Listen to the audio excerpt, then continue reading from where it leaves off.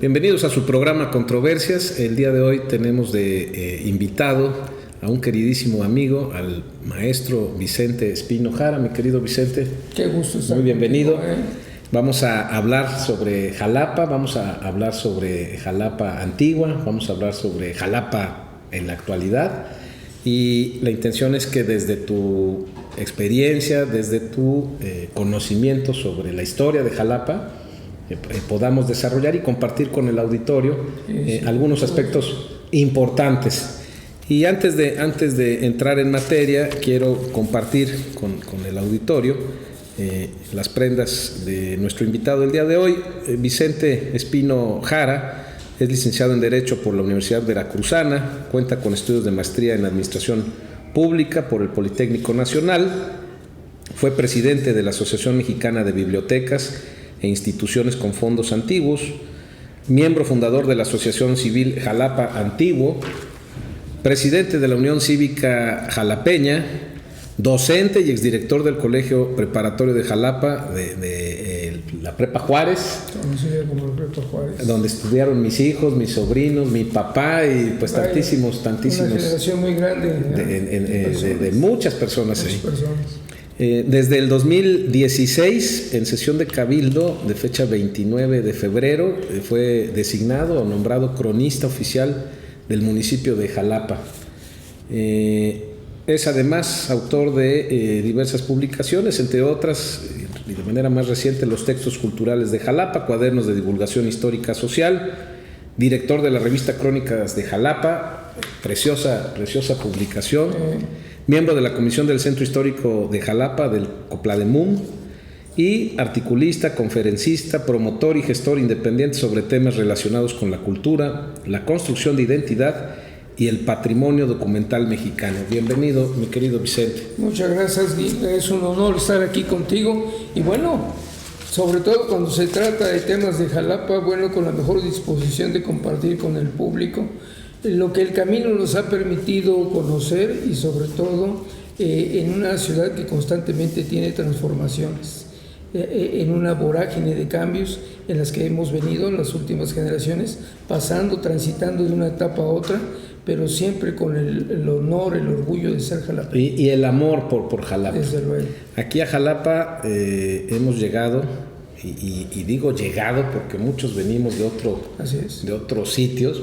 En mi caso, yo nací en la Ciudad de México, me registraron en mi rancho en Platón Sánchez, Veracruz, en la Huasteca, pero llegué a Jalapa en el año del 86 y desde entonces estoy enamorado de Jalapa, como tantísimas otras personas, ¿no? Así es. Pues mi querido Vicente, antes de ir desdoblando los temas, te quiero plantear lo siguiente.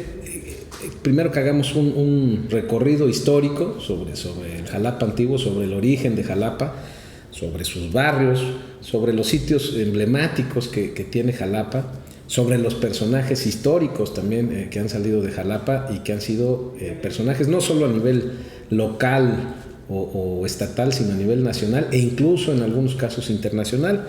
Y me gustaría, si tienes a bien, mi querido cronista, empezar por la historia de Jalapa. Un recuento rápido de la historia de Jalapa. Bueno, mira, yo creo que desde el vocablo Jalapa, ese manantial de la arena, que surge agua en un manantial, en la boca de ese manantial, diríamos. Creo yo que hoy día ese Jalapa lo podemos traducir como un manantial de creadores, en el Jalapa contemporáneo. Pero ¿qué sucedió en ese momento? Bueno, tenemos razón de Jalapa a partir de las crónicas de Bernal Díaz del Castillo, en el que él refiere que pasaron por un pueblo que se llamaba Jalapa, en el que cita, entre comillas, que fueron muy bien atendidos y hospedados. En aquella migración de Hernán Cortés, en el proceso de conquista, pero no hay que olvidar que ahí teníamos un elemento fundamental. La primera persona que refiere el pueblo de Jalapa con X es Francisco López de Gómara, al que después van a replicar el mismo Bernal y otros más. Ahorita que dices, ¿por qué Jalapa con X y otros escriben Jalapa con J? Bueno, porque la voz originaria es Xalapa, ¿no? Que es este manantial en donde, sobre una base de arena, ¿no? y que bueno, posteriormente en el sistema de castellanización por la sonoridad le pusimos o lo escribimos con durante J. muchos años como Jalapa con J.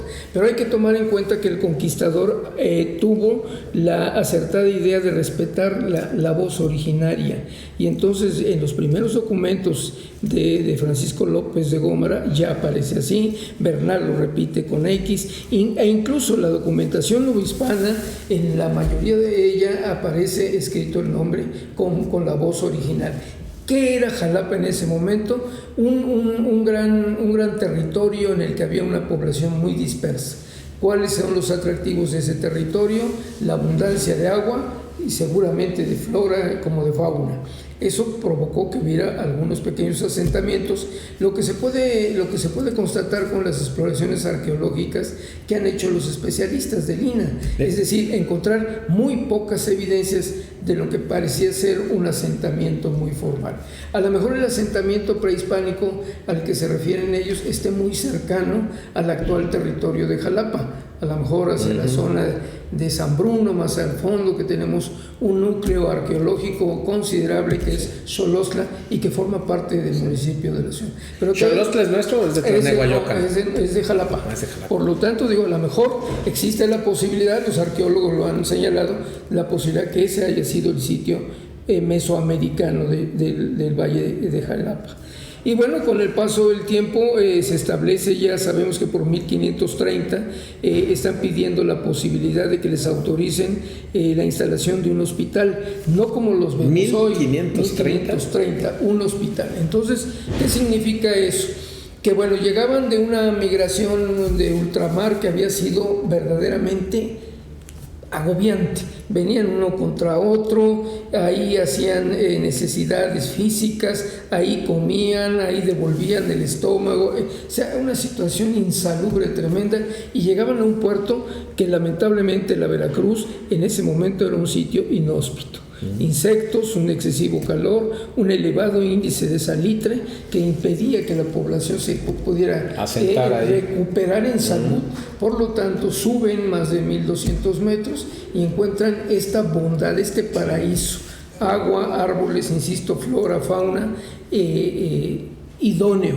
Entonces es un punto intermedio para continuar el viaje hacia lo que era Tenochtitlan y posteriormente Puebla. Recordemos que para 1530 se funda el asentamiento de la Puebla, ¿no?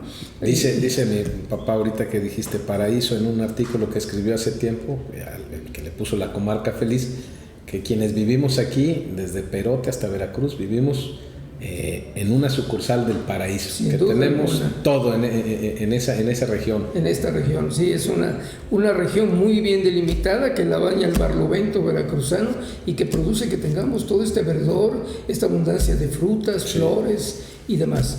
Muy bien, entonces en ese momento que se instala o se les autoriza que se cree un centro como un hospital, entonces hay necesidad de que alguien lo construya, alguien lo edifique, y dentro de la normatividad, seguramente tú lo tienes claro, que tenía el viejo reino español o de Castilla, estableció las condiciones para que la población que estaba dispersa se le concentrara en puntos. Y esa es una tarea estratégica jurídica de control de la población nativa, y es evidente que a la población la juntaron en 4 puntos fundamentales para que ayudaran a construir, primero que nada, el hospital. Y posteriormente va a venir un monasterio, un convento, y también va a estar lo que va a ser la parroquia, que hasta 1864 se convierte en la catedral, ¿no? Y las casas de gobierno, las casas donde estén las autoridades intermedias entre el rey y lo que vaya a ser esta capitanía de la Nueva España, ¿no? Entonces, los van a sentar en alguna distribución alrededor de lo que hoy conocemos como el centro de la ciudad, y bueno, va a ser sin duda alguna el nativo que fue reubicado, va a bautizar a sus tierras con su tradición mesoamericana: Tlalmecapan, Techacapan, Tecuanapan, ¿no? Sí. Xalitic, ¿no? Que son esos son los 4 barrios. Los barrios fundamentales, ¿no? Exactamente. Y que para el castellano y después español conquistador, pues se van a traducir, que les puso una parroquia en cada barrio, y ahí tenemos en Xalitic, bueno, tenemos San José, el Calvario. Sí. Después nos vamos a Tlalmecapan y tenemos al Señor Santiago, y nos vamos a Techacapa y tenemos a la parroquia del Señor San José, ¿no? Es decir, son elementos de cohesión social estratégicos para la unificación de aquellos primeros asentamientos. ¿En cada uno hay una iglesia? En cada uno tenemos una iglesia. En el centro tenemos la Inmaculada Concepción, que era la parroquia. En el norte tenemos al Calvario. En el oriente tenemos a San José, y en el sur, Santiago, la salida a Coatepec, pues tenemos al Señor Santiago, que originalmente no estuvo ahí. Originalmente estuvo una cuadra grande más abajo, en lo que es hoy la calle Ayuntamiento. ¿Y todas esas estaban desde esos años, desde antes de 1600, 1600? Sí, desde luego, se empiezan a edificar como templos austeros, sí, y se van a ir modificando con el paso de los años, y ya en el siglo XVIII ya están terminadas todas, ¿no? Sí. Y todas tienen ya un rostro que seguimos disfrutando el día de hoy.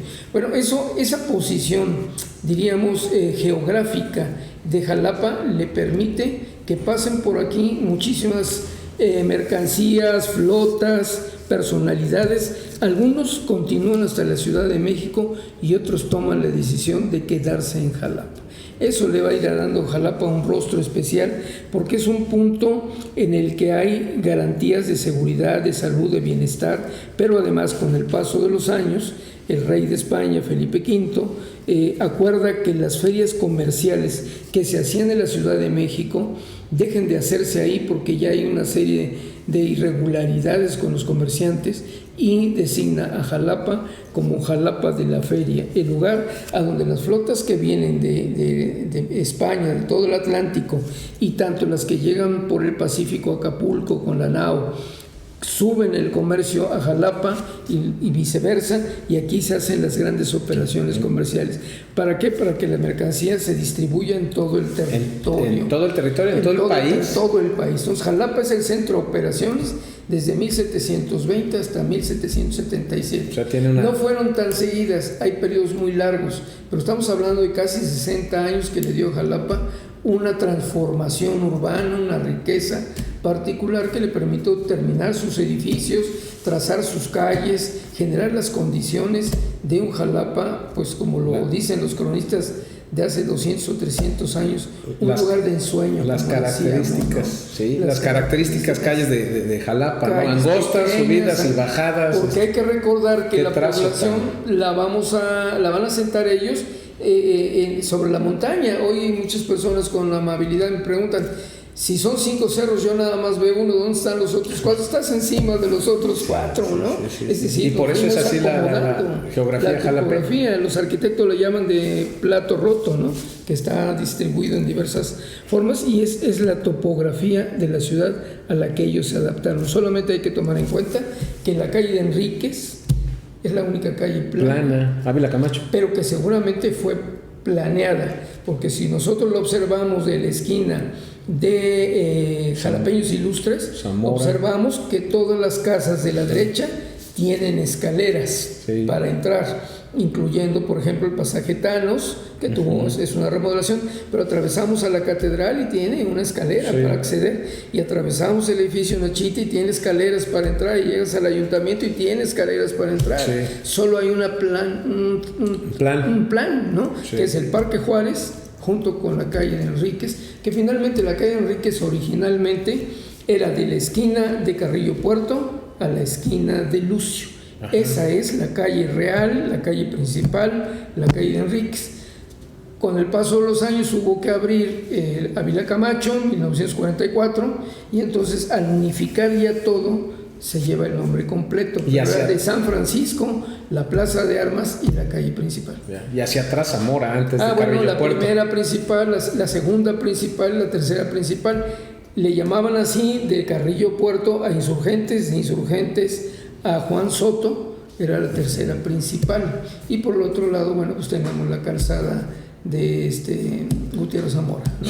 Mejor conocida como Zamora. Oye, y esta tradición histórica de la feria de comercio, de las ferias de comercio, permitió que se conservara esa vocación en el Jalapa actual. Yo creo que definió completamente la vocación de la ciudad. Ahí se construye la vocación comercial, porque el lugar a donde se hacía el comercio que no lo tenemos que pensar como hoy día son las grandes ferias que llegas a stands, nada de eso.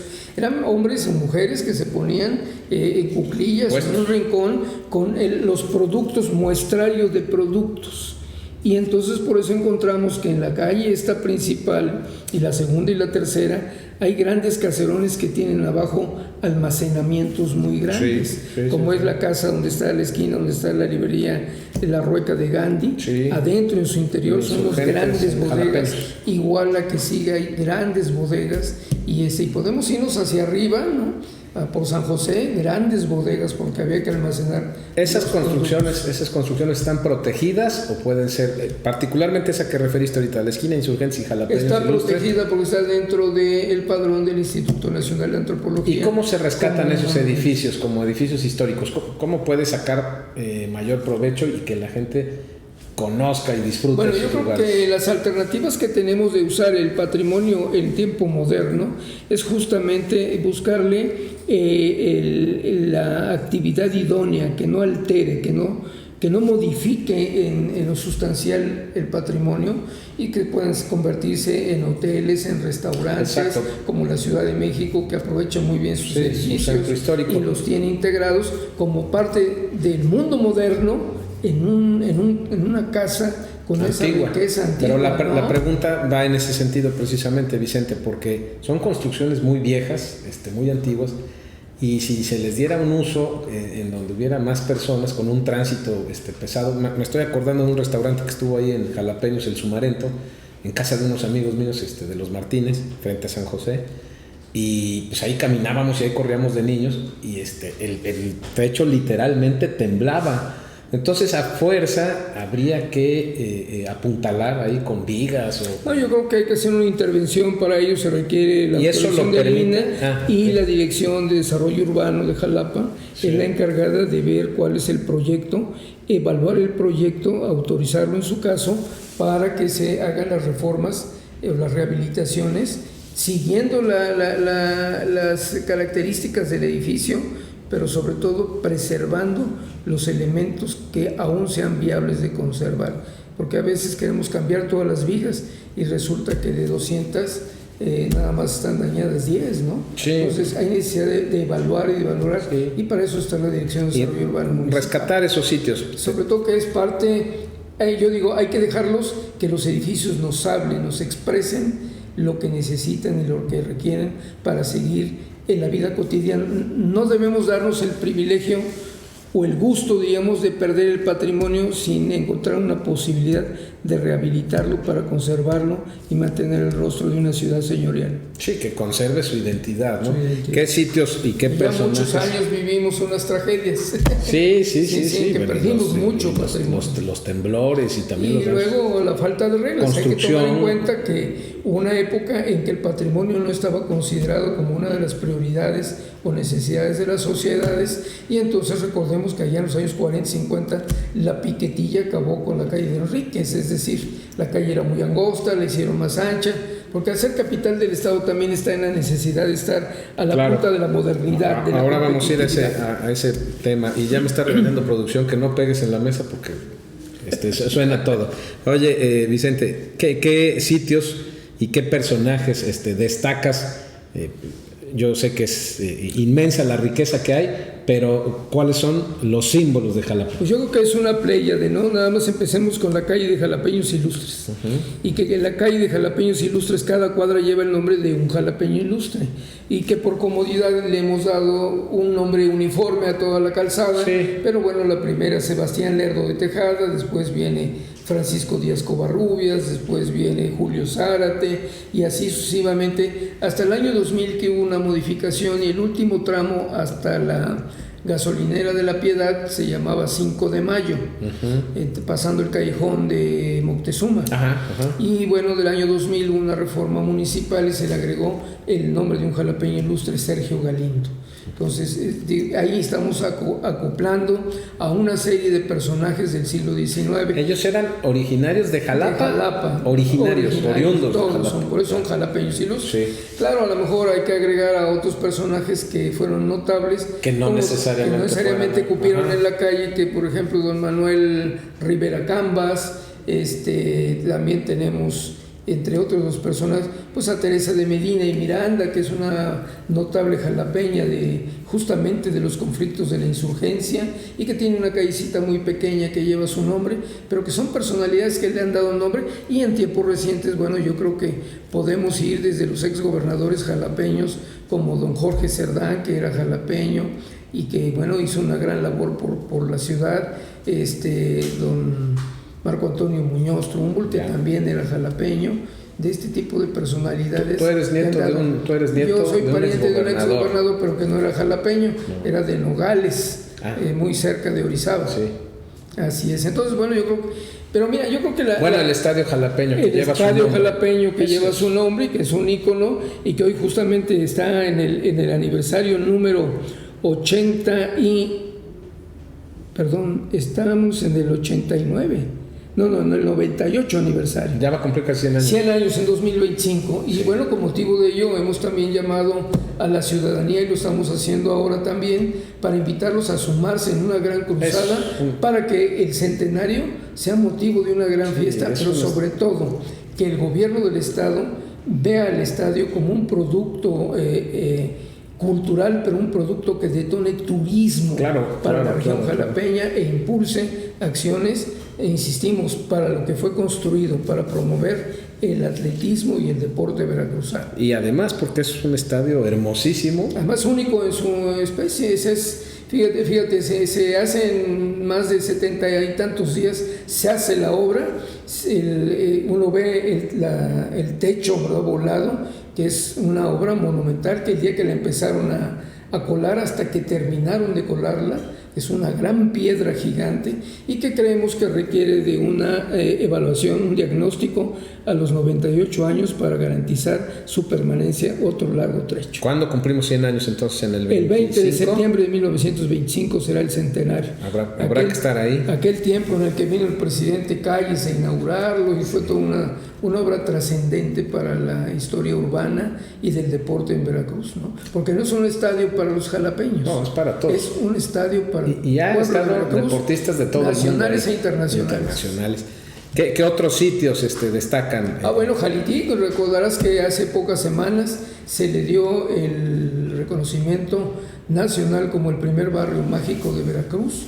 Concursó con otros puntos del territorio veracruzano, y finalmente fue decidido que Jalitic, con todos los elementos que reúne, forme parte de ese punto, de ese atractivo turístico para México y el mundo. Ahí sería bueno, Vicente, tu valiosa intervención, en que resaltaran que es un barrio mágico de Jalapa, Veracruz, y que rescataran y levantaran al municipio antes que al estado. Es un barrio mágico de Jalapa. Así es, sin duda.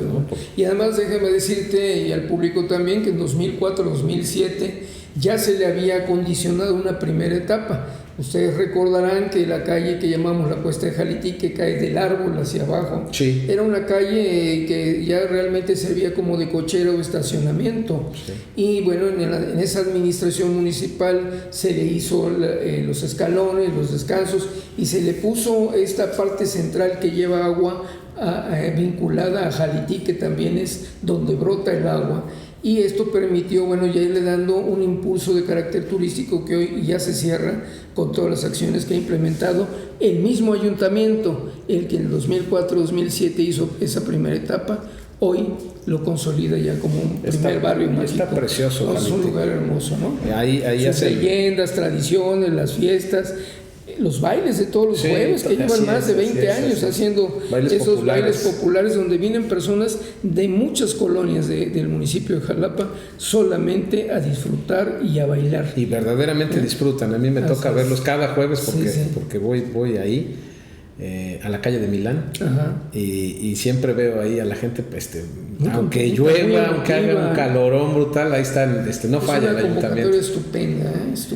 Ahora, esa es la parte bonita de Jalapa, la histórica, la de las calles, la de los sitios, la de los personajes. Pero llegamos a la actualidad, y en la actualidad tenemos una problemática en todos los sentidos. Jalapa está convulsionada, tenemos problemas de tránsito, tenemos problemas de servicios, no tenemos agua, tenemos escasez de agua. hay demanda en colonias populares por la eficiencia de los servicios de limpia pública. En fin, la lista podría ser larga y no es un compendio para venir aquí a señalar todo ello. Lo que quiero hacer y lo que quiero que nos ayudes a compartir con el auditorio es estas dos caras de la Jalapa histórica y de la Jalapa actual. ¿Cómo se está dando ese fenómeno también? En un municipio dentro de una zona metropolitana que la conforman otros 6 municipios. Y tenemos esa problemática. Estamos siempre quejándonos toda la vida, el tránsito, las calles levantadas, en fin. Mira, lo cierto es que la experiencia nos demuestra que Jalapa en los últimos 30 años fue un sitio que se transformó en crecimiento urbano. Mucha población del interior del país y de la capital decidieron venir a probar suerte a Jalapa por muchas razones. Una de ellas el sismo, que fue fundamental para los capitalinos, pero también la vocación educativa de Jalapa ha sido atractiva. Mi experiencia me ha demostrado que la familia lejana manda al hijo mayor, después manda al segundo o al tercero, y ya cuando viene el último se viene la familia completa y buscan la manera de establecerse. La población y esto nos ha dado un crecimiento explosivo, demográfico, mucho en los años 80, en el que también hubo toda una estrategia, diríamos, politiquera, por no lo podemos llamar de otra manera, de invadir predios para asentar a muchas de estas personas que venían con necesidades irregulares en los peores lugares, en los cerros, donde inseguros, es muy difícil llevarles servicios, agua, alumbrado, transporte público, urbanismo, ¿no? No es fácil. Entonces, bueno, la ciudad fue creciendo de manera exponencial y de tal suerte que el crecimiento demográfico es muy elevado. A ver, pero la población, ya lo dijiste ahorita, resaltaste a la población universitaria o la población estudiantil, ese es uno de los académica. Ese es uno. Bueno, la población sigue siendo la misma. No hay número, me refiero, estamos casi conformados por estudiantes, burocracia y actividad comercial. No hay industria, no hay otros giros aquí empresariales. Es muy local y muy definida la población. Ahora, en número y con este crecimiento irregular que estás diciendo que se dio en colonias, en predios invadidos. Colonias. Sí. Sin embargo, a mí me llama la atención, y yo llegué en esas hordas de los 80 también, a mí me llama la atención que los censos siempre te hablan de una población flotante que no llega al 500,000. Yo creo que estamos muy por arriba del 500,000. No, es que ahí se agrega otro fenómeno. Jalapa, aparte de su población real que tiene, todos los días se incrementa en un promedio como de 400,000 personas que vienen de esta zona conurbada que no está bien definida, que también requiere de una definición tanto en vías de comunicación y estrategias de vialidad para que estemos realmente en una zona conurbada, Banderilla, Tlanehuayocan, Emiliano Zapata, que ya realmente forma toda una extensión territorial, pero en la cual muchas de estas personas vienen a la ciudad a estudiar y a trabajar. En las mañanas es impresionante ver la cantidad de vehículos y de transportes que llegan a la ciudad, y descargan, colapsan, y luego a las 5 o 6 de la tarde que retornan, incluso a Perote, ¿no? Pensemos puntos más lejanos, que las personas están moviendo, retornan a su lugar de residencia. Esto hace que la población crezca y colapse por día. La ciudad por día. Sí, y es que está la zona conurbada, que ya lo dijiste, que sería Banderilla, Tlanehuayocan y Emiliano Zapata. Y un poquito más distante, Coatepec, Jico, Teocelo, ¿no? Que también viene mucha población de esos municipios. Entonces, si es necesario, yo creo que reordenar el plan municipal de desarrollo, pero es reordenar los planes municipales de desarrollo de todos los municipios que periféricamente, y que entonces tome realmente el carácter de una metrópoli. Aquí hemos invitado al programa en 2 ocasiones por lo menos al doctor Rafael Vela, y él tiene perfectamente desarrollado ahí el tema, y hablaba en uno de seguridad alimentaria y de desarrollo económico, la situación por la que atraviesa Jalapa y algunos otros municipios, los de la zona metropolitana, que paradójicamente la ciudad de las flores, ¿de dónde viene el nombre de ciudad de las flores? Esa es una. Y la otra, las flores las traemos de otros estados, de Morelos y de Puebla. Sí, y lo mismo productos de campo, ¿no? Tenemos aquí legumbres vienen de otra región. Sí, efectivamente, Rafa Varela tiene unos estudios muy profundos y muy serios en torno a esto, y efectivamente per cápita él lo ha señalado muy bien, cómo somos los jalapeños. En la tradición familiar seguimos gastando una parte de nuestros ingresos en las flores, pero las flores vienen de fuera. ¿Y por qué es Jalapa? Verdura, ¿Por qué la ciudad de las flores? Mucho se ha dicho que el barón Alejandro de Humboldt, en su estancia en Jalapa, al ver todos esos balcones arreglados con flores y los jardines que tenían las viviendas, todos floreados, bueno, la encontró como una ciudad idónea para bautizarla como la ciudad de las flores. Y además con él coinciden muchos. Uno lee a los cronistas de hace, insisto, 100, 200 años, y la gran generalidad, todos hacen un alto para citar los bellos jardines que decoraban las viviendas de ese Jalapa, que ya pues queda muy poco de él, ¿no? Eso es lo... Porque hemos reducido el predio, hemos reutilizado los predios donde vive una familia, ahora viven como 50, es decir, la propiedad privada también se ha modificado. Sí, empieza a ver la vivienda y luego la vivienda vertical, hacia el vertical y menos, ¿no? Y la consecuente falta de servicios, lo que decíamos del agua, por ejemplo. Y teniendo lugares tan hermosos, Jalapa, ahora que dices de lo de las flores y de todos quienes coincidieron en encontrar ese encanto en la ciudad, ahora las avenidas, por ejemplo la avenida Jalapa, la avenida Ruiz Cortines, son paseos preciosos, esas arboledas que están en el centro. Y la jardinería, sí. Es importante destacar que en esta administración se ha invertido mucho en decorar las avenidas y el Parque Juárez y otros parques, en hermosearlos con flores y con un buen gusto, ¿no? de estas flores que nos dan esta identidad. Exacto. ¿Y por qué no? ¿Qué necesitamos? Perdón. Sí. Que la ciudadanía sea solidaria, sí, sea responsable también como la autoridad de cuidarlos, de no maltratarlos, de no robarse las flores, sí, y de que se mantenga todo bello, limpio y pulcro, porque finalmente en la casa de todos los que habitamos esta ciudad, hayamos nacido o no en Jalapa, tenemos un compromiso. Y además, mira, ahí lo que has venido comentando a lo largo del programa, el poder rescatar todo ese encanto con alguna estrategia de desarrollo turístico, que se aprovechen las bondades de esta zona, decíamos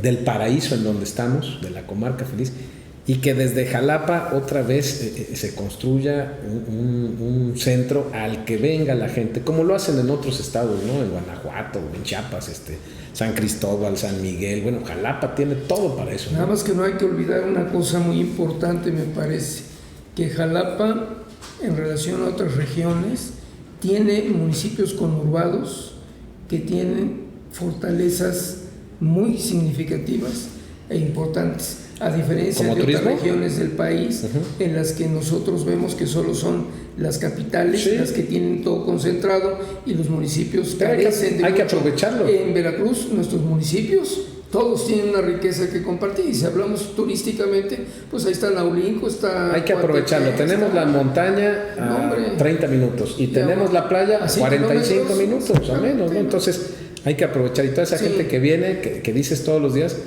bueno, pero hay que traer turismo, que se venga a quedar aquí y desde aquí pueda trazar estas rutas. Un último tema, Vicente, y muy relacionado. La Atenas veracruzana, Jalapa, la Atenas veracruzana o la Atenas de México. En 1885 se crea el proyecto Normal Veracruzana.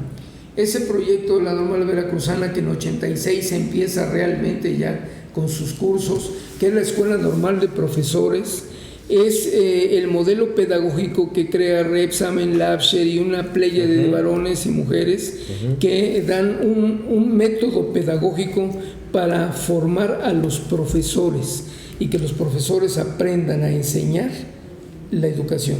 Sí. Eso es un parteaguas en la educación de México. Veníamos del método lancasteriano que había impulsado Guadalupe Victoria, Antonio López de Santa Anna particularmente, y esto rompe con el modelo, y de tal manera que las otras normales que ya había en el país, como la de Chihuahua, la de Oaxaca, por citar algunas, copian el modelo de Veracruz y lo ponen en práctica para formar a sus primeros docentes mediante un método pedagógico. Enseñar a enseñar y aprender a enseñar. Y entonces resulta que esto es lo que a Jalapa le da el reconocimiento nacional desde las asambleas que se llevaron con don Guillermo, con Justo Sierra en México, para reconocer a Jalapa como el lugar donde nació el proyecto, y por lo tanto es la llama que va por todo el país para cubrirlo y que todos sigan el mismo modelo que Jalapa inspiró. De ahí el nombre de la Atenas, el lugar donde surge el conocimiento para el resto del país. Ahora, la vigencia de la Atenas. Exacto. La vigencia del nombre de la Atenas de México o la Atenas de Veracruz estará siempre justificado en la causa que acabo de explicar. Pero no hay que olvidar que aparte del comercio, otra de las grandes vocaciones de la ciudad, como decíamos hace rato, es el comercio. Desde las ferias comerciales, la Plaza del Rey, hoy Mercado Jáuregui y toda la zona, sigue siendo el lugar natural del comercio de la ciudad.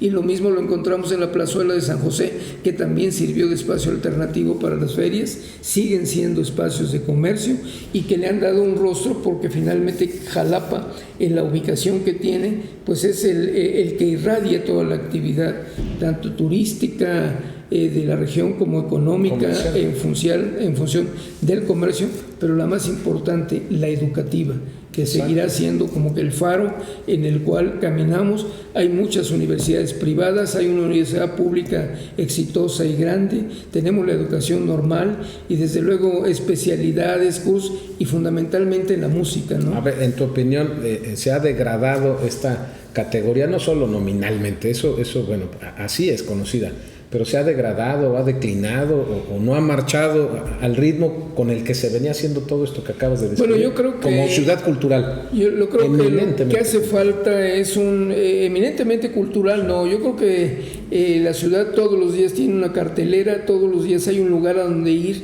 donde disfrutar música, exposiciones, galerías, comercios con cafeterías, todo lo demás. Y además opciones universitarias para asistir a talleres, a cursos, a llevar algún modelo de conocimiento adicional. Esto le da un rostro perfecto a la ciudad. Pero a ver, ¿Sabes qué sucede? Sí. Que desde fuera nos damos cuenta que tenemos todo eso. Cuando estamos inmersos en la cotidianidad de la cultura, se ha vuelto como muy normal que veas que te convocan a un diplomado, a un taller, a una exposición.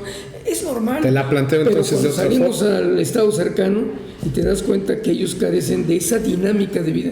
Bueno, replanteo mi pregunta y la oriento. Desde afuera, en otros estados, en otras ciudades, ¿siguen viendo a Jalapa como esa ciudad cultural, como esa Atenas veracruzana? La Ciudad de México y la ciudad de Jalapa tienen un hermanamiento diario en la cultura y en las expresiones de actividades. Bueno, probablemente estemos en la cotidianidad a la que haces referencia, pero creo que sí debería haber mayores estímulos, mayor atención y mucho mayor promoción para detonar de alguna forma también debería haber una política, si estoy de acuerdo, de mayores estímulos. Sí.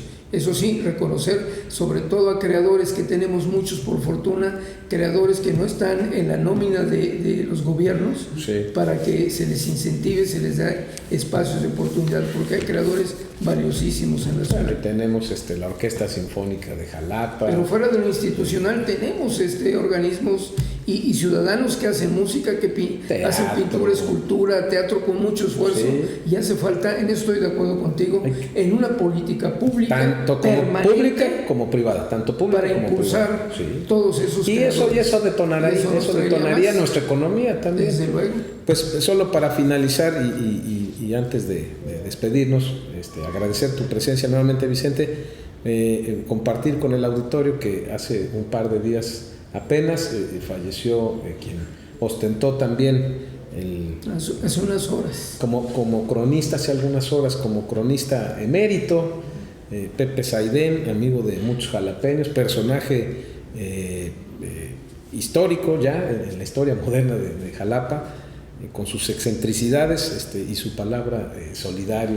Descanse en paz nuestro amigo Pepe Saidén. Descanse en paz el buen Pepe, un maestro de la crónica veracruzana y, como tú lo has dicho, un personaje de la vida cotidiana de Jalapa. Estuvo con los bomberos, sí, ¿no? Gestionando bomberos, con los lo mismo rotarios. Cruz Roja, lo mismo en muchas acciones de abogados, haciendo gestiones. Y bueno, recordemos un paso importante, aquel torneo de ajedrez internacional que él presidió y organizó, y que su casa museo, y desde luego, pues una vida entregada a la ciudad. Descanse pues en paz. Descanse en paz. Un abrazo para sus familiares, para sus deudos.